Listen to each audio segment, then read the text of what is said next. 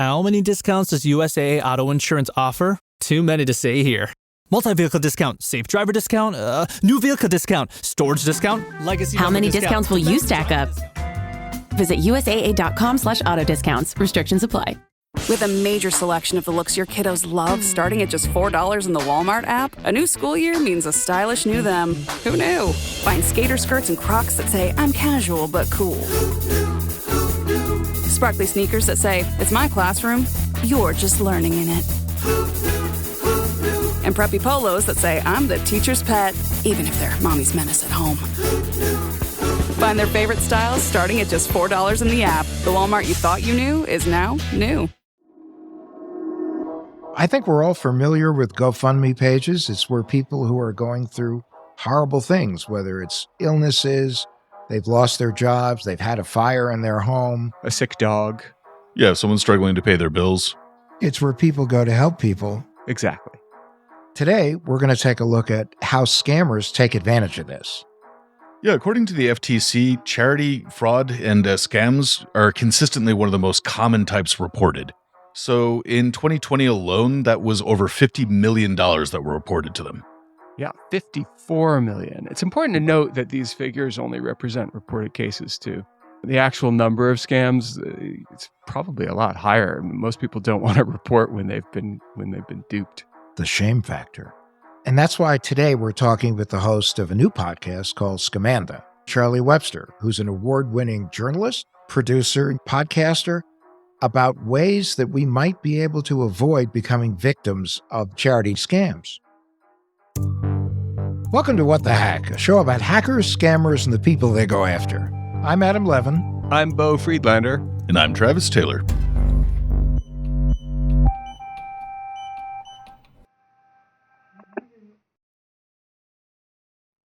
Charlie Webster, welcome to our show, and we're thrilled to have you.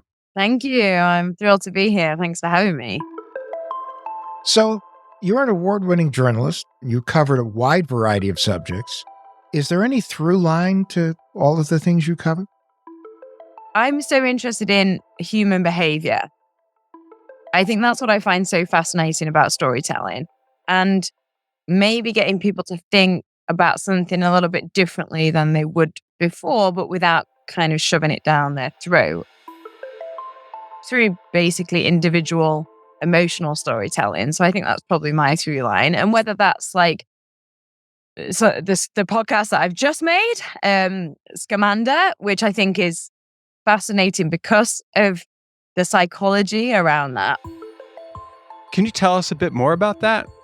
We've just launched, and I was trying to be a little bit clever with the name because it's about a woman called Amanda. So Scamanda. She lived in San Jose in a local community, and in 2012 she started a blog, and the blog was to start talking about her journey because she got diagnosed with cancer. There are so many twists and turns throughout the show. It's kind of mind-boggling, and I've spent so long making this show and diving into the story, and I went up to San Jose, I built a relationship with her, and I still listen to the episodes, and I still get flabbergasted by what she's done. And I know the story. And not that I want to spoil it, but you can imagine a little bit from the title. Turns out she never had cancer.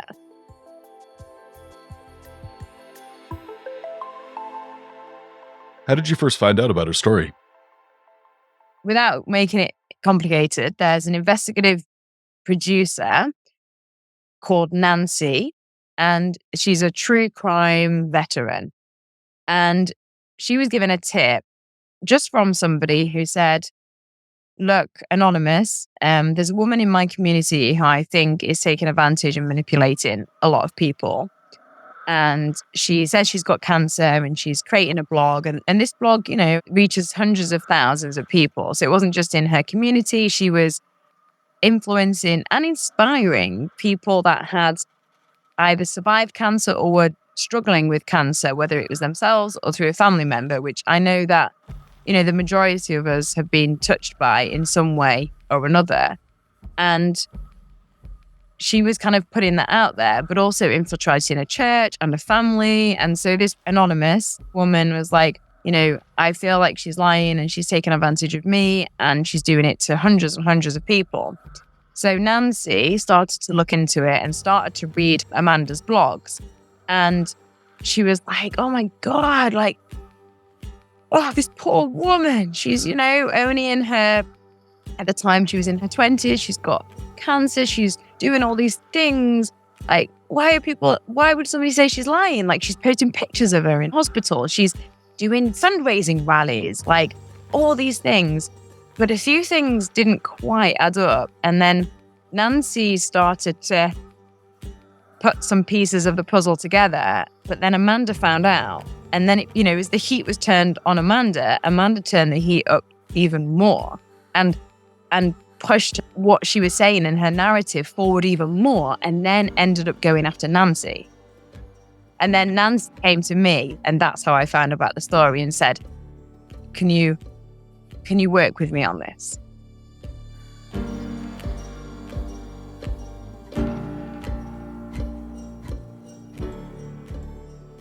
Charlie, when Nancy first came to you with Amanda's story about this whole scam thing, what did you think?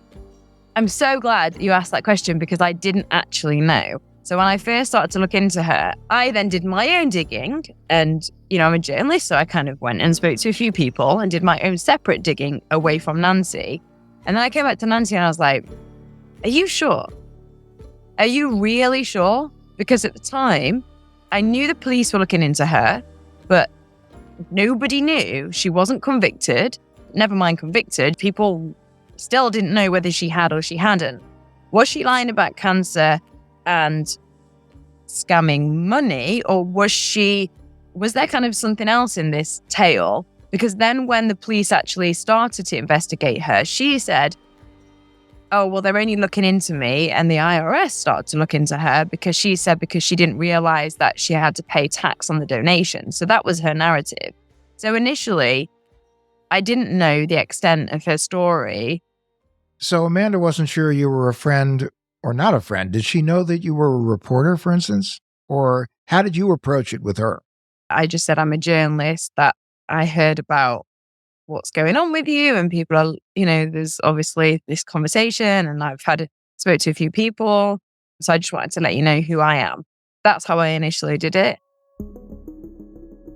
Now, when you went there, were you settled in your mind as to whether she was guilty? No. How did Amanda, as far as you know, view you? Did she think of you as a potential ally? Or, I would imagine also potentially someone she could manipulate to get her way? Both, I think. I kind of gave you the short answer is no, because I felt there was potentially more to the story. Like, was there coercion involved? Why was she doing it? Was it attention? Was it about money? Because again, going back to Adam, your original question to me about the through line, there's always so much more underneath the story. And I never just look at a story from a surface level. I go under, and then I go under again, and I go under again, because we're complex people. And so I always think, what's the motivation of somebody doing this? Because I ultimately don't think, it's just my own belief, that there's an evilness, right? I don't really believe that. I feel like there's other people involved, manipulation, coercion, maybe, I don't know, or reasons why we do things that might seem bad, but maybe don't always have the intention of being bad in the first place. So to go to your question, Beau, I think she thought I was potentially somebody she could manipulate and could be an ally. But I genuinely was like, I'm an independent journalist. I have nothing to do with Nancy. I'm here if you want to tell me your truth, but I am speaking to all these people. And I think the fact that I was honest from the beginning, if she's listening to it, is genuine. Like, I genuinely wanted to find out what the truth was about this.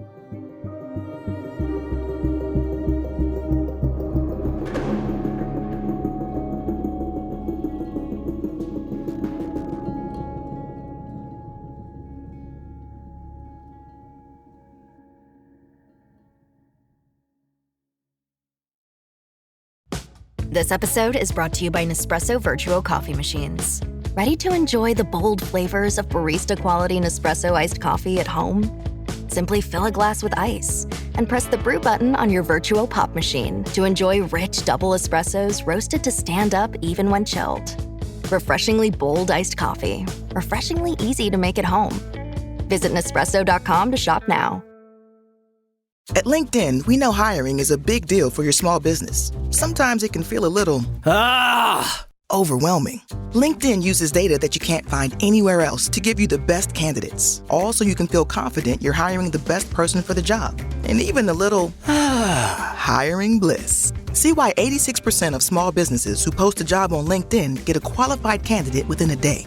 Post a job for free at linkedin.com/achieve. LinkedIn, your next great hire is here.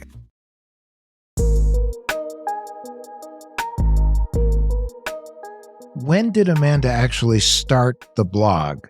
Amanda started her blog in 2012, which, if you think about it, TikTok didn't exist. I'm trying to think. Instagram really, I think, had only just started. I remember I was mainly on Twitter, but Blogspots or blogs was the thing, wasn't it? And I think that was the early day influencers. And they kind of set a precedent for what we're in now. And even then it was like, oh, how do you even set up a website? Whereas now anybody can do it. So I think the fact that if you had a blog with, pictures, it wasn't just writing and we're talking in such an intimate way about your life, I think it just gives that legitimacy because, you've got your own website and you've got your own professional blog. So why would you believe it? It just gives it automatic credibility. So she started her blog in 2012. And that was when she said she was diagnosed with Hodgkin's lymphoma. Amanda even called her first blog, "What the heck is Hodgkin's lymphoma?" And then she said she was diagnosed, and that's why she started the blog, because she was diagnosed for the first time with cancer. And she was documenting her journey. And it was inspiring. Like, I was reading the blogs. It was inspiring and informational and educational. Yeah. But then I found out that 2 years previous, she'd also been diagnosed for the first time. Now, did she have any memory problems or? Maybe that was the problem all along.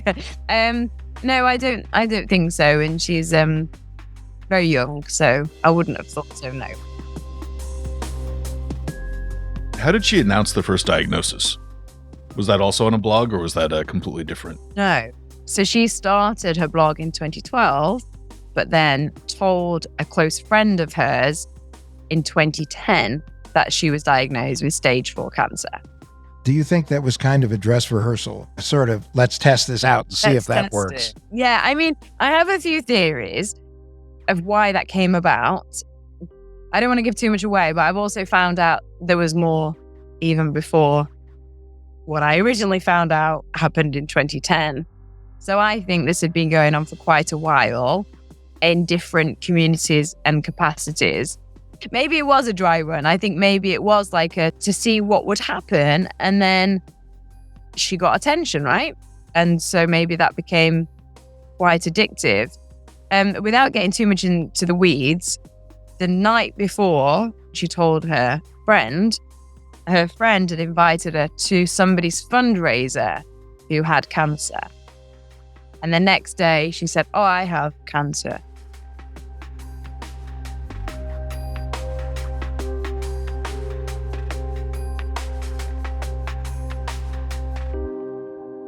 Charlie, what made you decide to make the podcast? I always look at the story itself. Like, does the story intrigue me? Is it something that I feel will be entertaining, compelling, engaging, but also the overarching meaning of this is what people can do. So is there a bit of awareness that I can raise within this, whatever story I'm telling, or can it have some kind of impact? I wanted to understand why somebody would do this and how somebody would do this. And I think when it starts to make me ask all those questions and I started to go down a rabbit hole, I thought it would make a fascinating show. You mentioned that she was keeping the scam running for 10 years. How much money did she raise total? Well, she got convicted for wire fraud. And I caveat what I'm about to say with that, because that came to about $105,000.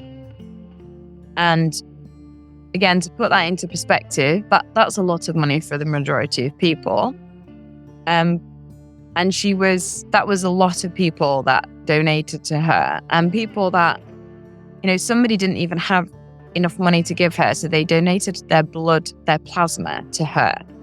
People where $50 was so much to them, but they really wanted to give to help this woman.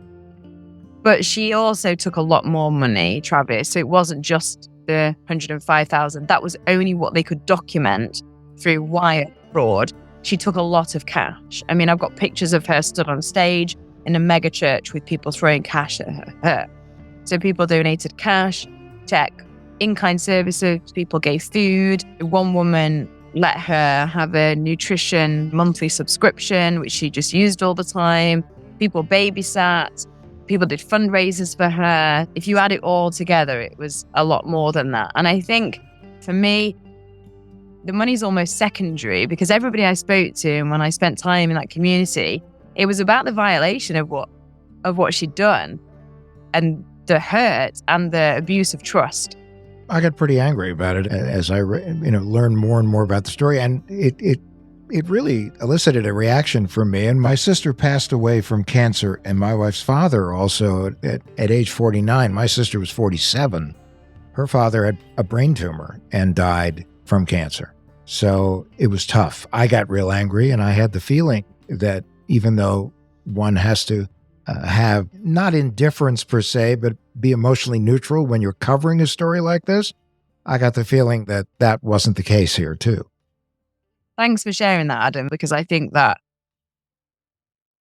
you're right. I think when I started to dig into it, I think I was just like, why would somebody do this? And how could you do this? And I'm fascinated in psychology, and it's like, is there some kind of disassociation, some kind of trauma? And the fact that I'm sure so many of your listeners, will have an experience like yourself, Adam. And I suppose, you know what, I'm really glad you talked about that, because I don't want it to come across that I'm making light of it either, because you kind of get rolled in and it's fascinating. And as we're speaking, there's more episodes to come out. The public haven't heard yet. But at the same time, there is this underlying importance of the story of what somebody's done and what people do, that it's important to raise awareness of. I kept thinking back to somebody I knew from college who passed away from cancer a few years ago. And we were in the middle of a very serious feud because we had once been good friends. We're both creative types and hotheads, and we just were in a feud when it turned out that he had cancer. And the feud ended when I donated some money to his GoFundMe because he really needed money. And I still was pissed at him. But, the fact is, that's a serious thing, and it overrode anything else that was going on. And that's why I think this Amanda is a sociopath, because you have to dissociate. You have to completely not care and have zero empathy and it's like pushing the nuclear option on human emotions. I honestly really believe that she believes her own lies. I'm not saying she's a narcissist, but that narcissistic behavior where the only way to deal with what you're doing is by disassociate or blame somebody else, because you can't actually face what you're doing. So you believe your own self and then blame everyone else, which is what I think, that she's doing. And you know what? I feel awful as well, because, you said about your college friend, and it made me think of, I did a GoFundMe page for my friend who passed away in January this year. And while I was doing it, I was just finishing making Scamander, and I was thinking, are we creating something where we are losing faith in people? Because I wanted people to donate to the GoFundMe page that I set up for my friend to help her family.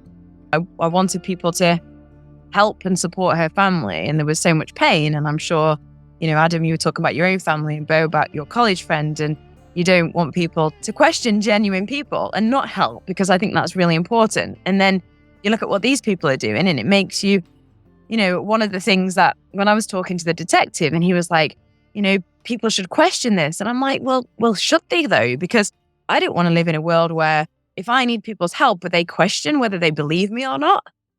So in your reporting, you talk about Amanda taking advantage of generosity. What were some of the tactics that she actually was using? So firstly, we mentioned the blog. People believe what's in front of them and what people put out. No matter how logical we are, we still believe it. And so she infiltrated that from the early age of social influencing. Because why would you question somebody who's writing about their intimate, raw, and quite frankly, painful experience? Like, she didn't just go, "Oh, I went to the doctors today." It was like, I've been sick today. I'm really struggling. I'm mentally struggling with this. Like, and you start to relate to somebody because you see yourself in that, right? Because maybe you're going through something yourself. So I think that's like number one manipulation tactic, right? Is prey on people's own emotions or connection to that story. She shaved her head. She showed pictures of her in hospital, pictures with her and her family, her 2 kids. I mean, when she first started the blog, she got pregnant. And so she shared pictures of her pregnancy and said that, "Oh no, I've got pregnant and I've got stage 4 cancer. What am I going to do?" And she just pulls you in. Honestly, if you read the blogs, even though I know the outcome, I still get pulled in by them. She was so genuine. I've met her. She's very polite and charming. So I think that's another thing. Again, when we think of people doing bad things, we go into that old-fashioned perception that they're, you can see in a mile off, that stranger down the alleyway is horrible and he's going to do this thing to you. But actually, like, she's cute. She's kind. She's very engaging. So I think you get hooked into that. She went to a church and she started to, she went to a mega church. So that's thousands of people that she could access. And, by the end of that, people were calling her the anointed one because she would stand on stage and she would use people's faith and their prayers and their kindness and want to help to be able to get to people. So, she was stood on stage preaching and using the word to manipulate people. Demonstrating their power in the process. Yeah. Which made them buy in even more. Yeah, absolutely. Because she was healing, right? She was in mission. And they were doing it. Yeah. Mm-hmm. So, yeah, exactly. That's a really good point. So, Travis, you asked about the money. Mm-hmm. Very much more than just the money, because she went to clinical trials and through cancer charities got free housing and people paid for flights for her. And, they managed to claim on bankruptcy, not pay child custody, all these things. It wasn't just a GoFundMe page. Was it social engineering or a classic con? Like, what was going on there? I don't think it's as straightforward as that. I don't think she set out, and I might be totally wrong and off the mark, but I don't think she sat there and went, right, this is how I'm going to do this. I honestly don't. I think it rolled away with itself and she was getting attention. So I think there's probably elements of that, but not entirely, no. What finally took her down? How did she get caught in the end? Oh, gosh. Well, her own words. I mean, she could have stopped when people started to look in. Well, Nancy actually originally started to look into her. Then she could have stopped when the local police are like, okay, something's not right here. Let me look into it. And they actually spoke to her and she could have stopped them, but she didn't. She turned it on more, which I find really interesting because there's at least 5 points where she could have got away with it. But I'm like, okay, if she'd have stepped back then, she wouldn't be serving time, which she is now. So how she got caught in the end was because she was documenting things. It's just a matter of time before you make one mistake, right? And all it was a very simple hospital name. And you'll be able to hear it. It's in the latter episodes because we then reveal the turning point. Because again, they suspected her, but they couldn't find evidence. So it's not technically illegal to lie, right? You can lie, and I could say what I want to you, and it's not illegal. No, we have a congressman right now who's gotten elected that way. So, well, that comes to my point. It's not, unfortunately, illegal to lie. And the bar is high, right? To go through the justice system, there has to be tangible evidence. But she slipped up with a hospital name. Wow.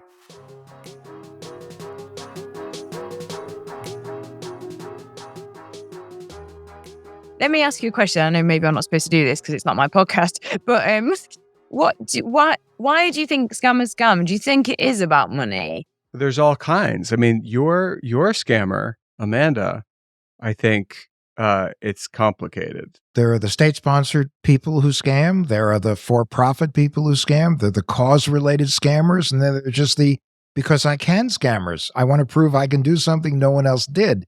So there are all kinds of motivations when it comes to scams.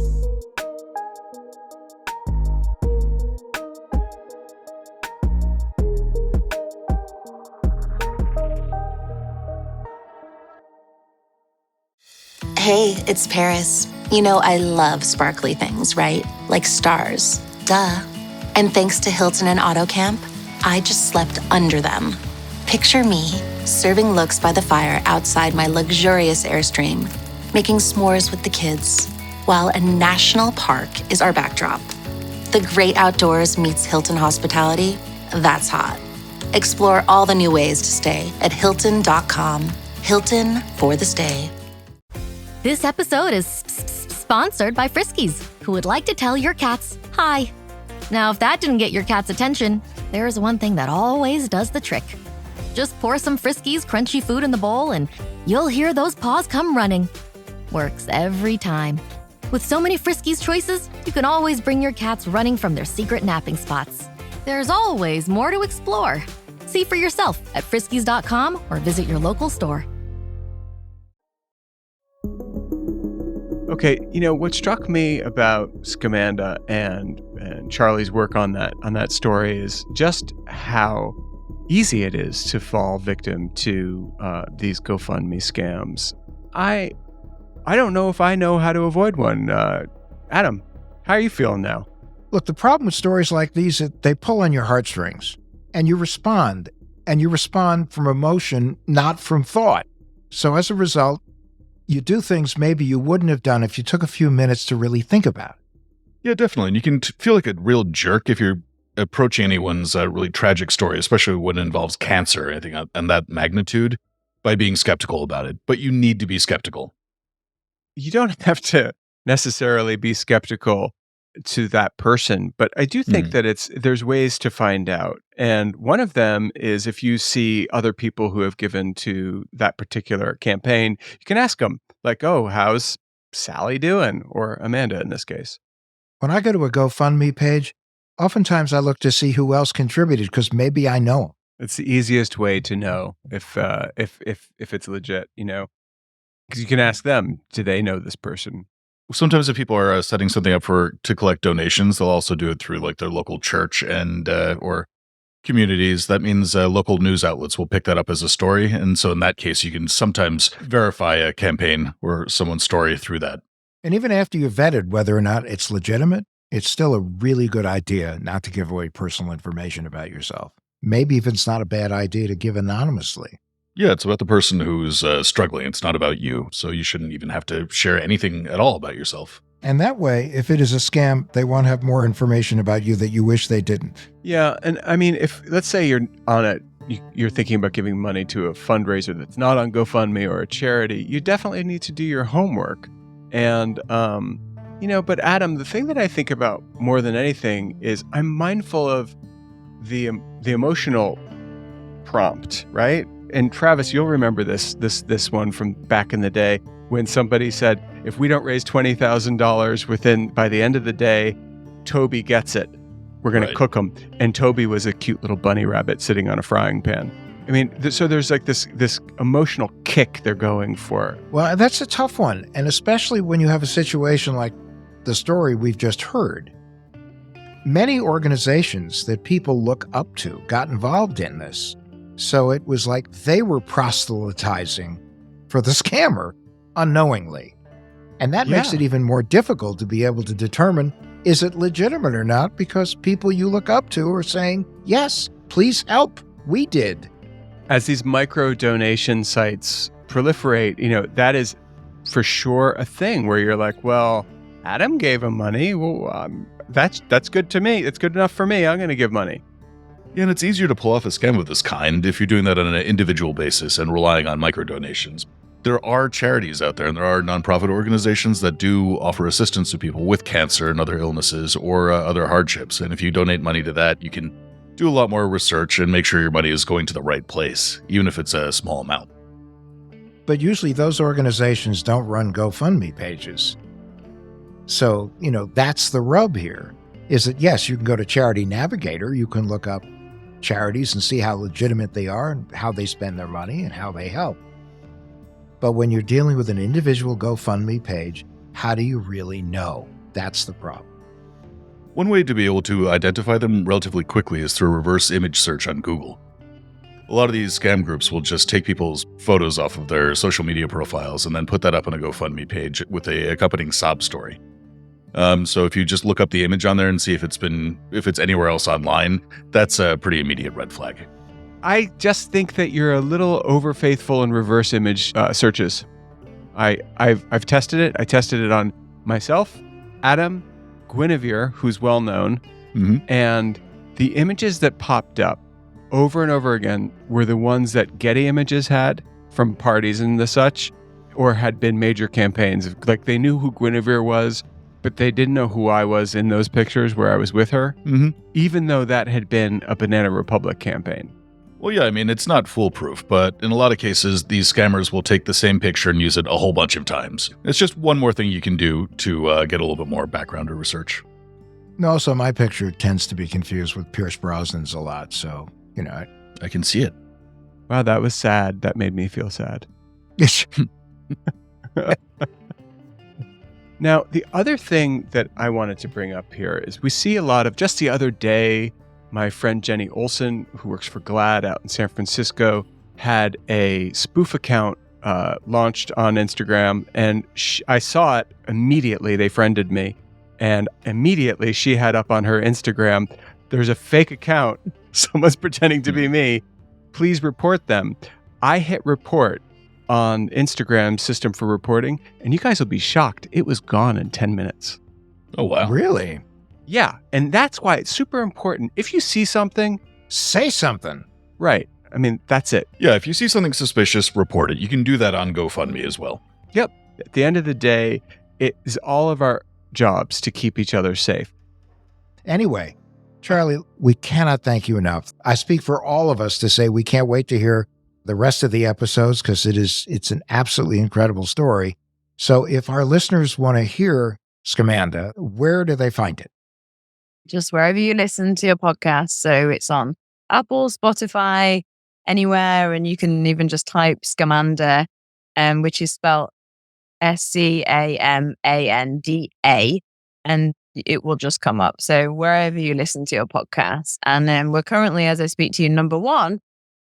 So it should just come up on your phone when you look. Phenomenal. Not to be confused with Newt Scamander from the Harry Potter. That's what I kept on thinking. That's why I spelled it, because initially it was really messing with the search engine because people the Harry Potter character. And it did remind me of that, because I remember speaking to one of my best friends about the name, and she was like, "Do you mean that of Harry Potter?" And I was like, "No." No. The whole time we've been talking about it, I've been thinking, like, is there a suitcase and is it filled with little animals?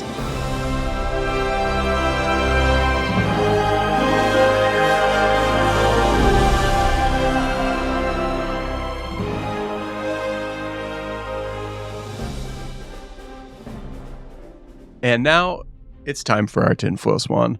Our paranoid takeaway to keep you safe on and offline.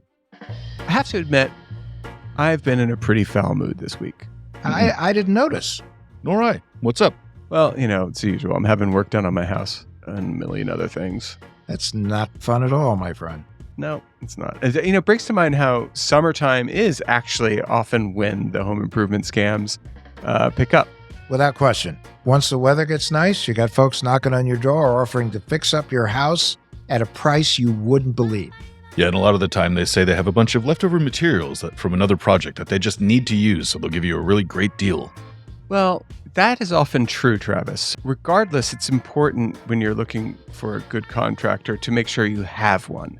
And that means you gotta do a ton of homework. Because it is possible that you put your money in someone's pocket and that is all that happens. No work gets done. Yeah, I mean, there's sort of a fantasy element here. I mean, I just moved. There are a million little tiny things in my house that need to get fixed. And it would be amazing to have someone just sort of show up at my doorstep saying that he would fix all of them for an unreasonably low price, but that's just not going to happen.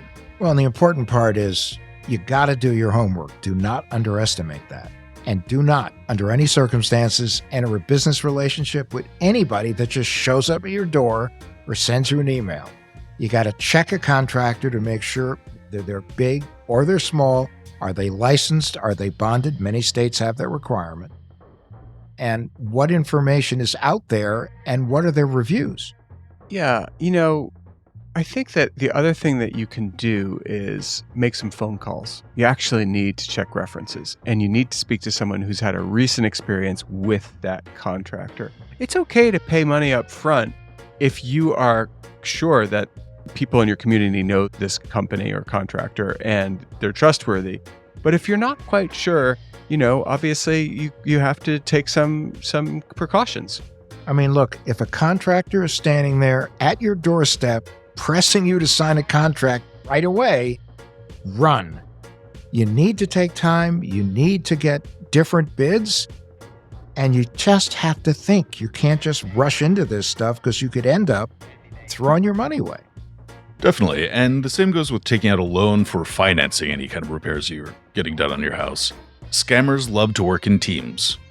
You can go through your own bank or credit union. You can apply for financing through a third party that is not related in any way to your contractor. That way you are kind of avoiding the possibility that you're dealing with a team of scammers instead of a single scammer. Well, the other thing, too, is, you don't want to deal with a guy who's getting you money from a guy that knows a guy. No, if there's a lot of guys in the sentence, you probably want to be a little bit careful, right? And that's our New Jersey lesson for the day. And also, that's our tinfoil swan. If you're a victim of a GoFundMe scam, reach out to us. Let's talk about it. We'd love to have you on the show. And it doesn't have to be just a GoFundMe scam. I mean, it can be any kind of scam that you've experienced. We'd love to have you join us on the show because you can actually help a lot of people here. And that's what really we're all about. Because not only is scaring caring, sharing is caring. So if you have a good story, you can get in touch with us through Facebook, Instagram, or you can just go to adamlevin.com and hit the Contact Us button. It's right on the front page.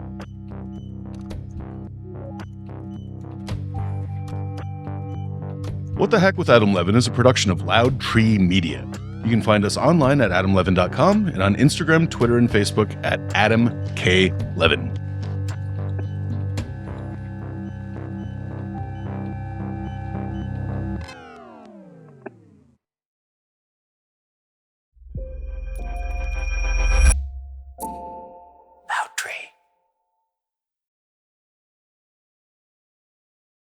Behind every empire are the people history tried to forget.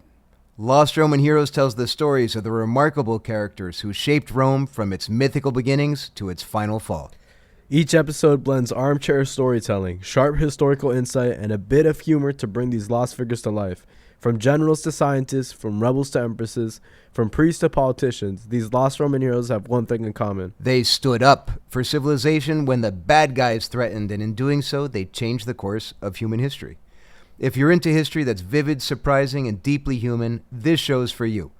Behind every great meal is a person with a story to tell. Hear them on Culinary Characters Unlocked, the podcast that reveals the lives behind the food. Hosted by me, David Page, Emmy Award-winning journalist and creator of Diners, Drive-Ins, and Dives, as I talk with everyone from culinary legends to mom-and-pop standouts about the creativity, grit, and passion that shape the food we love. Follow Culinary Characters Unlocked on Apple Podcasts, Spotify, or wherever you get your podcasts.